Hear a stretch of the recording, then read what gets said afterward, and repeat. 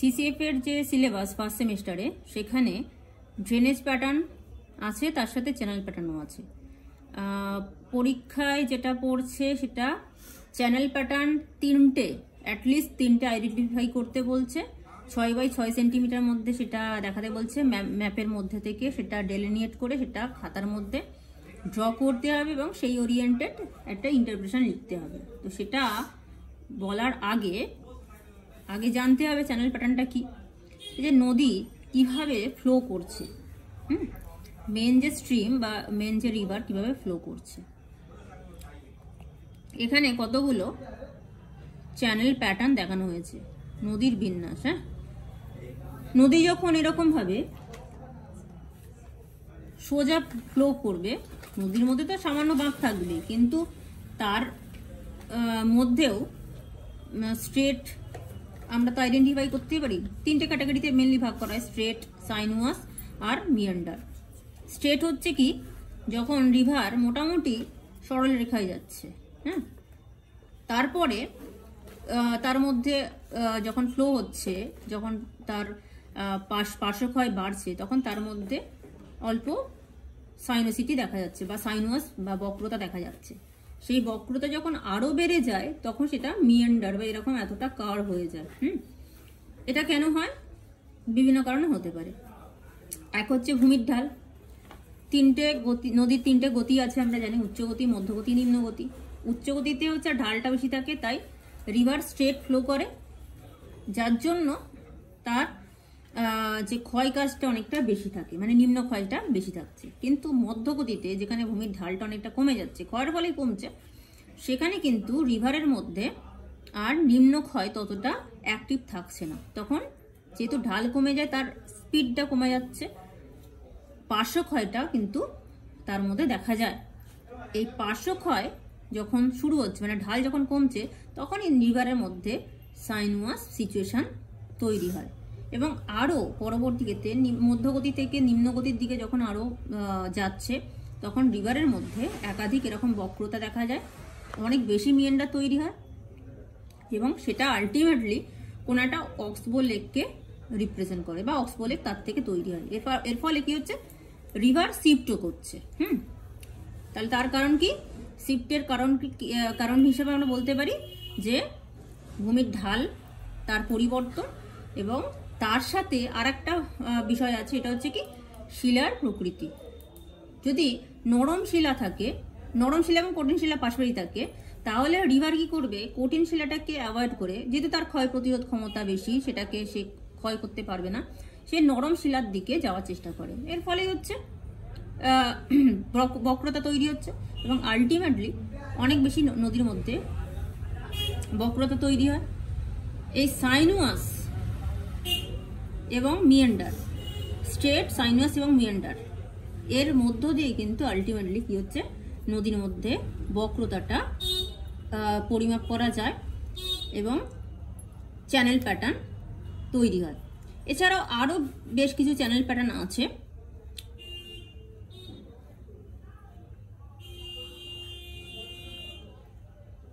এই যে অ্যানেস্টোমোজাইক, braided, wandering, হ্যাঁ, এই সমস্ত চ্যানেল প্যাটার্নগুলো আমরা দেখি। তবে তিনটেই হচ্ছে বেশি দেখা যায়। এটা বক্রতাটা নির্ভর করছে, বক্রতাটা মানে কখন আমরা স্ট্রেট বলবো, কখন সাইনুয়াস বলবো, মিয়ান্ডার বলবো, সেটা পরিমাপ করার জন্য সাইনোসিটি ইন্ডেক্স বলে একটা ক্যালকুলেশন আছে বা ইন্ডেক্স আছে।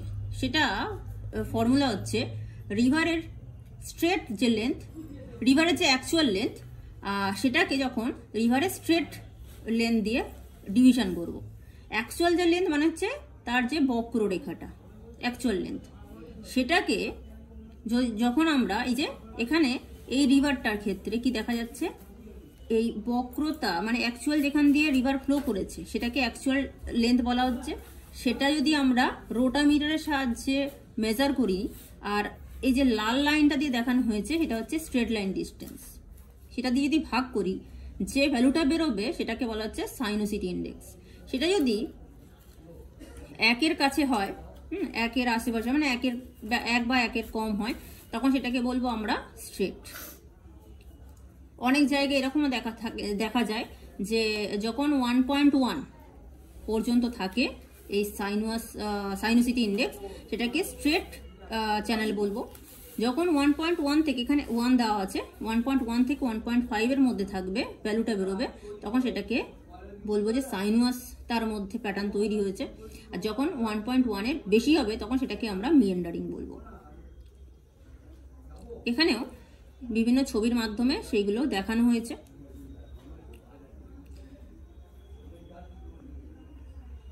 এই ম্যাপটার মধ্যে, এই ছবিটার মধ্যে দুটো শব্দ এখানে দেখতে পাচ্ছি, পুল আর রিপল।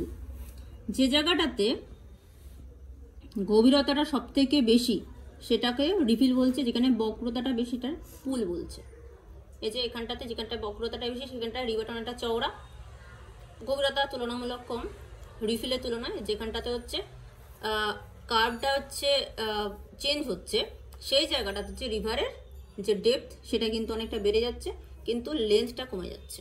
সেটা ক্রমাগত, যে রিভার তো সোজা যাবে না, জলটা সোজা প্রবাহিত হবে না।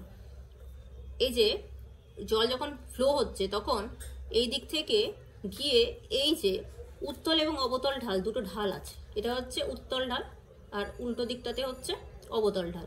উত্তল ঢালে গিয়ে আঘাত করছে, তার ফলে সেদিকটা ক্ষয় হচ্ছে। সেই ক্ষয়িত পদার্থগুলো তার অপোজিট যে ঢাল সেখানে সঞ্চিত হচ্ছে, তার ফলে সেটা কিন্তু অনেকটা মৃদু ঢাল যুক্ত হচ্ছে এবং আলটিমেটলি সেখানে পয়েন্ট বার তৈরি হয়। এরকমভাবে ক্রমাগত ওই যে যেখানটা আছে উত্তল ঢাল সেইখানটা সামনের দিকে এগোতে থাকছে ক্ষয় পেয়ে পেয়ে, আর অবতল ঢালটা হচ্ছে কি, অবতল ঢালটা ক্রমাগত সঞ্চয় করতে করতে এগোয়। তাহলে এইরকমভাবে শিফট করে, হ্যাঁ, মিয়েন্ডার তৈরি হয় আলটিমেটলি। এই যে এই জায়গা থেকে আলটিমেটলি এখানে এতটা বক্রতা তৈরি হয়েছে। এখানে এরকম একটা সাইনোসিটি ইন্ডেক্স দেখানো হয়েছে, actual distance by straight line distance. এই যে এখানে ভ্যালুটা দেখানো হয়েছে।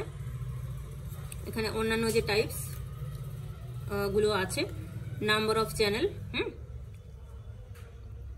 একই ধরনের মোটামুটি যে কার্ভ এবং বিভিন্ন প্যাটার্ন, টাইপস অফ সাইনুয়াস। এই যে রেগুলার, এই যে এখানে দেখ, এখানে হচ্ছে যে কার্ভটা আছে বা বক্রতাটা আছে মোটামুটি রেগুলার আছে, আর এখানে কিন্তু ইরেগুলার আছে, তাই এটাকে রেগুলার টাইপস অফ সাইনোসিটি বলা হচ্ছে। এটা হচ্ছে ইরেগুলার আছে, আর এটা হচ্ছে টর্টোয়াস। যখন আরও আর কি বক্রতাটা বেড়ে যাচ্ছে এবং ইরেগুলারিটি আরও বাড়ছে। এখানে একই ধরনের জিনিসপত্র দেখানো হয়েছে।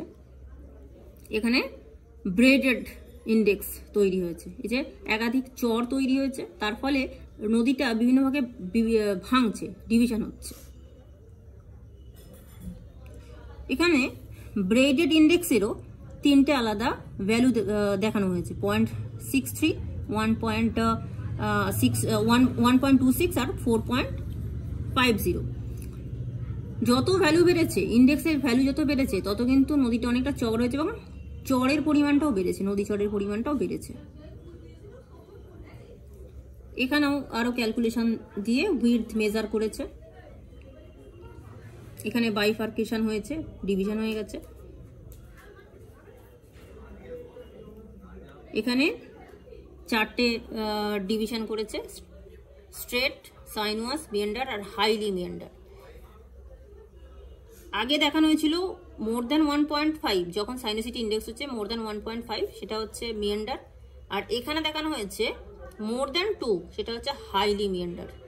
এখানে ভ্যালুগুলো একটুখানি চেঞ্জ আছে।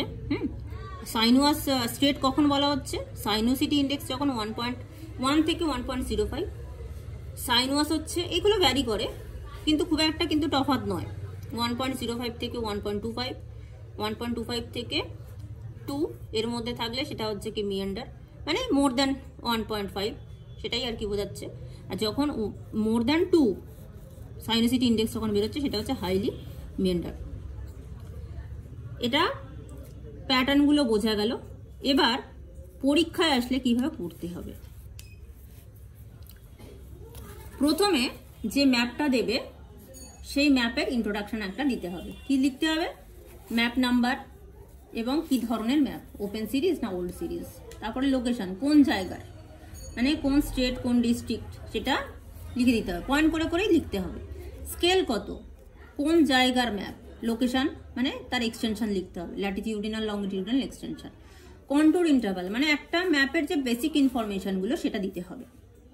কত সালে পাবলিশ হয়েছে, যিনি ডিরেক্টর জেনারেল ছিলেন তার নাম কি, কম্পালসারি নয়, দেওয়া যেতে পারে। আচ্ছা, যদি ওপেন সিরিজ হয় তাহলে সেটা হচ্ছে প্রজেকশনটা দেওয়া দরকার, এবং সেই ম্যাপের মধ্যে হাইয়েস্ট পয়েন্ট লোয়েস্ট পয়েন্ট এবং তার রিলেটিভ হাইটটা দিতে হবে। যে জায়গাটার মানচিত্রটা, সেই জায়গাটার কোন দিক থেকে কোন দিকে ফ্লো হয়েছে, রিভারের যে ডিরেকশন দেখে সেটা বুঝতে হবে। এই বেসিক ইনফরমেশনগুলো দেওয়ার পরে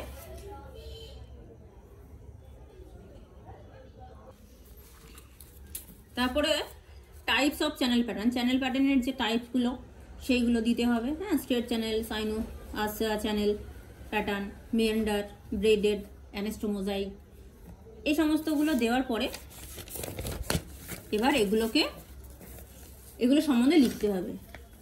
আচ্ছা, এখানে টাইপস অফ চ্যানেল প্যাটার্ন যেটা হলো সেটা হচ্ছে থিওরিটিক্যালি দেওয়া হলো। দেওয়ার পরে এবার ম্যাপের মধ্যে যেহেতু অ্যাটলিস্ট 3টে আইডেন্টিফাই করতে বলেছে, বা যে কটা বলবে সেই কটা আইডেন্টিফাই করে তার লেন্থ কত হবে বক্সের 6 সেন্টিমিটার বাই 6 সেন্টিমিটার, তার মধ্যে যে পোর্শনটা আছে এক্স্যাক্টলি তুলতে হবে। হ্যাঁ, এই যে তুলতে হবে 6 বাই 6 সেন্টিমিটার বক্স টেনে নিতে হবে। তারপরে হচ্ছে কি মোটামুটি রিভার এবং হচ্ছে দুটো জিনিস তুলতে হবে, রিভার তুলতে হবে আর কন্ট্যুর তুলতে হবে, কারণ ভূমিভাগের সাথে চ্যানেলের একটা সম্পর্ক আছে। সেই কারণে এই দুটো জিনিস তুলতে হবে।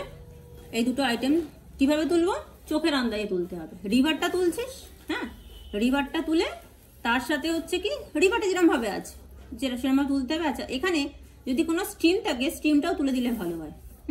স্ট্রিম নিশ্চয়ই ছিল, স্ট্রিম তুলে দিলে ভালো হয়। আচ্ছা, রিভারের নাম দিতে হবে এবং ডিরেকশনটা দিতে হবে। রিভারের নাম এবং ডিরেকশনটা এখানে লিখতে হবে। এখানে আরো কন্ট্যুর দেওয়ার উচিত ছিল, আরো কন্ট্যুর দিলে ভালো হতো।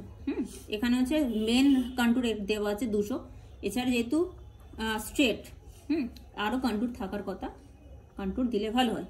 যেখানে ঢালের হঠাৎ করে পরিবর্তন হচ্ছে, ঢালটা বাড়ছে, সেই জায়গাটাতে সাধারণত স্ট্রেটটা হবে। আচ্ছা, আমরা ম্যাপের মধ্যে কোনটা স্ট্রেট বুঝবো কি করে, এখানে ক্যালকুলেশনটা করে দেওয়া দরকার আছে, সাইনোসিটি ইন্ডেক্স করে দিতে হবে।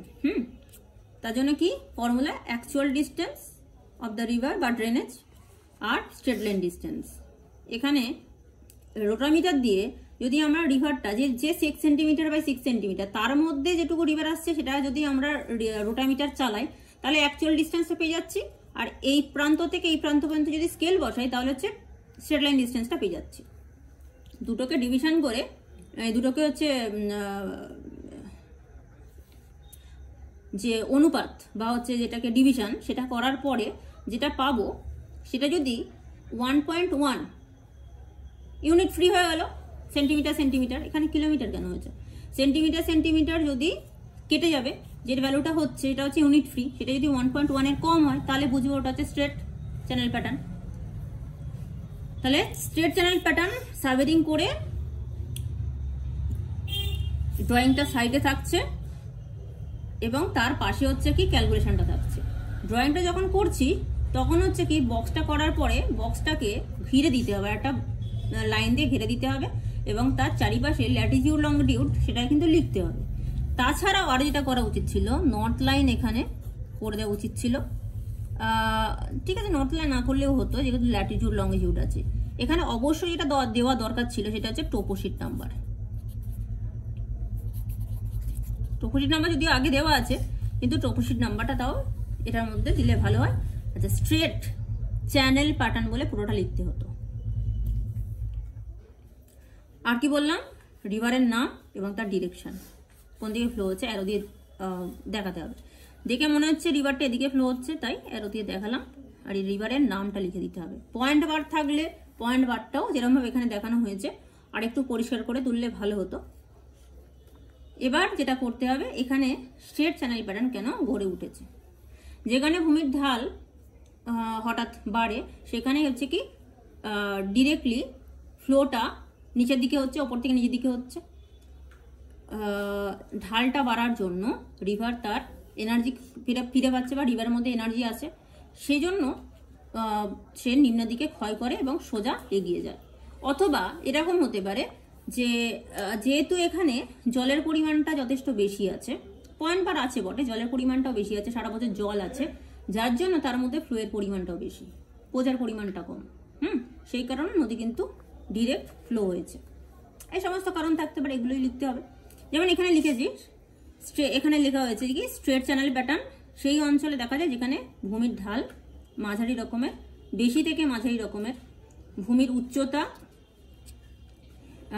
এগুলো বুলেট করে করে লিখলে ভালো হয়।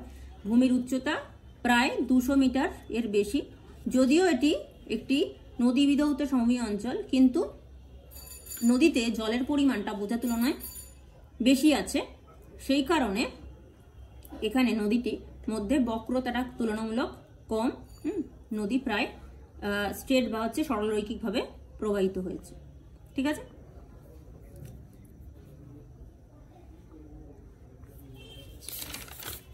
এরপর সাইনুয়াস চ্যানেল প্যাটার্ন, যেটা ডেফিনেশনটা দিতে হচ্ছে। সাইনুয়াস চ্যানেল প্যাটার্ন হলো একটি নদী বা স্ট্রিম যার মধ্যে বক্রতাটা তৈরি হয়। কখন বক্রতা তৈরি হয়? যখন রিভারের মধ্যে পার্শ্বক্ষয়ের পরিমাণটা ধীরে ধীরে বাড়ছে। পরেরটা কি আছে? সাইনুয়াস চ্যানেল প্যাটার্ন। এখানে ডেফিনেশন দেওয়া হয়েছে যে যখন রিভারের মধ্যে পার্শ্বক্ষয়টা বেশি হয়, তখন মানে ঢালটা যখন কমছে, তখন তার মধ্যে বক্রতা তৈরি হয়। পার্শ্বক্ষয়ের কারণে নিম্নক্ষয় যখন কমে যায়। আচ্ছা, এর ফলে এখানে 3 ধরনের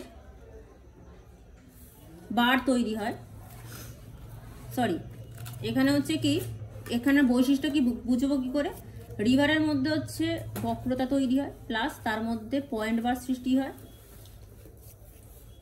ক্রল বার সৃষ্টি হয়, পুল এবং রিফ্লেশন তৈরি হয়, পুল এবং রিফিল তৈরি হয়, শক্তির পরিমাণ হ্রাস পায়, এনার্জি হ্রাস পায়। এখানেও এটা যে সাইনুয়াস চ্যানেল প্যাটার্ন, সেটা বোঝানোর জন্য সাইনোসিটি ইন্ডেক্সটা আমাদেরকে বার করতে হবে। ফর্মুলা মানে ভ্যালু কি ছিল? 1.1 থেকে 1.5 এর মধ্যে যদি ইন্ডেক্সের ভ্যালু হয়, তাহলে সেটাকে সাইনুয়াস চ্যানেল প্যাটার্ন বলা যায়। এখানে ভাগ করে বেরিয়েছে, এই যে এখানেও ঠিক তাই।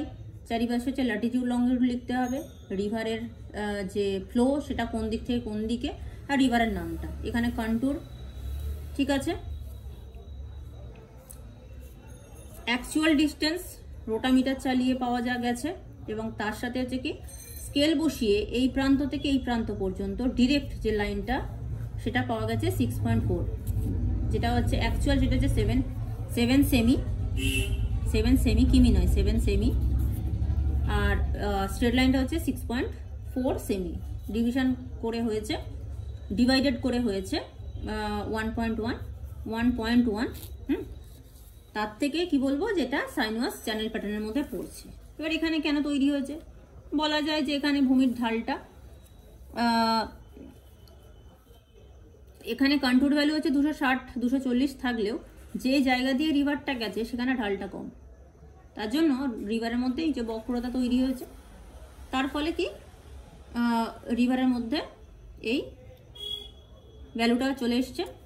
আর অথবা কি হতে পারে যে রিভারের যে ঢালটা কমে যাওয়ার জন্য তার মধ্যে যে পার্শ্বক্ষয়, ঢালটা কমে যাওয়ার জন্য পার্শ্বক্ষয়টা বেড়েছে। আর কি হতে পারে যে এর মধ্যে যা জলের পরিমাণ তার থেকে বোঝার পরিমাণটা বেড়েছে, তাই তার স্পিডটা কমেছে।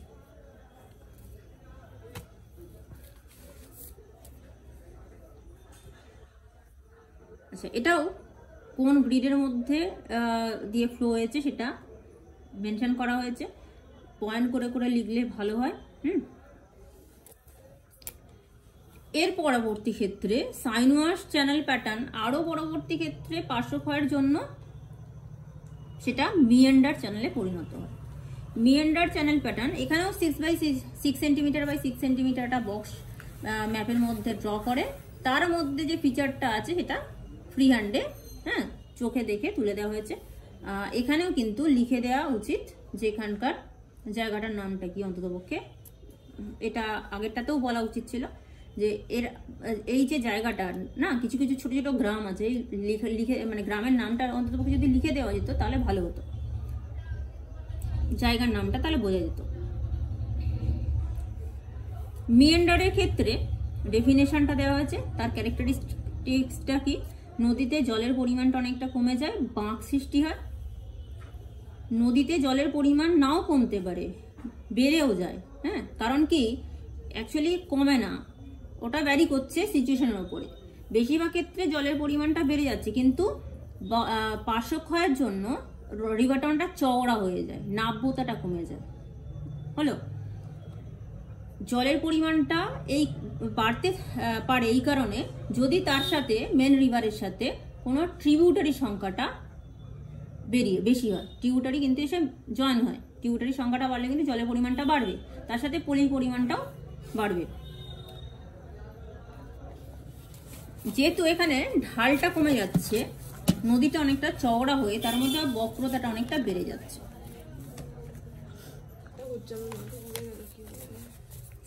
মিয়ান্ডারের ক্ষেত্রে এখানেও অ্যাকচুয়াল ডিস্টেন্সটা নেওয়া হয়েছে, অ্যাকচুয়াল ডিস্টেন্সটা রোটামিটার দিয়ে নেওয়া হয়েছে এর ওপরে, আর যেটার ভ্যালু হচ্ছে যদি রোটামিটার চালানো হয় তাহলে 0-তে নিয়ে যেতে হবে রোটামিটারটা, তারপর এখানে রিভারের উপর দিয়ে চালালাম,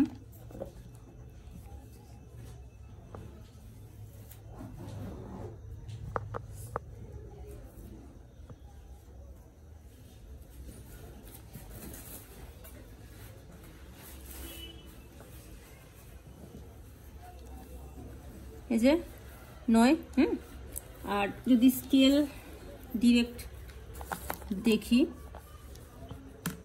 তাহলে এই প্রান্ত থেকে এই প্রান্ত 6, তাহলে তাই সেটাই লেখা হয়েছে 9 সেমি বাই 6 সেমি, কারণ এখানে এক একটা ছোট দাগ মানে হচ্ছে যে সেন্টিমিটার টু কিলোমিটারে এক একটা ছোট দাগ মানে হচ্ছে 1 সেন্টিমিটার, হ্যাঁ, তো সেখানে 9 ঘর পর্যন্ত কাছাকাছি 9 সেন্টিমিটার। আর এখানে যেহেতু ইউনিট ফ্রি হয়ে গেল, সেন্টিমিটার সেন্টিমিটার কেটে গেল, তাই এটাকে ভাগ করে 1.5 হয়েছে। এবার রেফারেন্স অনুযায়ী হচ্ছে যদি 1.5 বা তার বেশি হয় তাহলে সেটা হচ্ছে মিয়ান্ডার বলা যায়। মিয়ান্ডার কেন হয়েছে, এখানে ভূমির ঢালটা অনেকটা কম, ভূমির উচ্চতাটা অনেকটা কম, 200 থেকে 220 মিটারের মধ্যে জায়গাটার হাইট, সেই জন্য এখানে এতটা বক্রতা তৈরি হয়েছে, মিয়ান্ডার তৈরি হয়েছে। তাহলে এর পরিপ্রেক্ষিতে কি বলা যায় যে এখানে যা আচ্ছা রিভারটা মেন, এই যে এতক্ষণ পর্যন্ত যে রিভারটা সম্পর্কে বলা হলো সেটা হচ্ছে শঙ্খ আর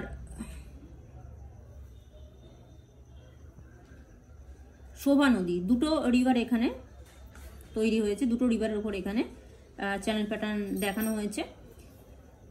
এখানে এই মানচিত্রের মধ্যে 70, এটা ওপেন সিরিজ ম্যাপ F45C4, এই দুটো এই মানে টোপোশিটের যে রিভার শঙ্খ এবং শোভা, এই রিভারগুলোর ওপরে এই 3 ধরনের চ্যানেল প্যাটার্ন দেখানো হয়েছে। তাহলে এর পরিপ্রেক্ষিতে বলা যায় পুরো জায়গাটার উচ্চতাটা নদীবিধৌত সমভূমি অন্তর্ভুক্ত এবং ভূমিভাগের উচ্চতা এবং তার ঢালটা খুব বেশি নয়, কম, ঢালটা কম, তাই এই কারণে রিভারের মধ্যে এতটা বক্রতা তৈরি হয়েছে। এবং রিভারের যা ট্রেন্ড তার পরিপ্রেক্ষিতে বলা যায় আরও পরবর্তী সময়ের মধ্যে এখানে একটা অক্সবো লেক তৈরি হতে পারে এবং রিভার আবার স্ট্রেটভাবে যাবে, মানে এই রিভারের মধ্যে যথেষ্ট আর কি শিফটিং এর প্রবণতা আছে। ব্যাস এরকম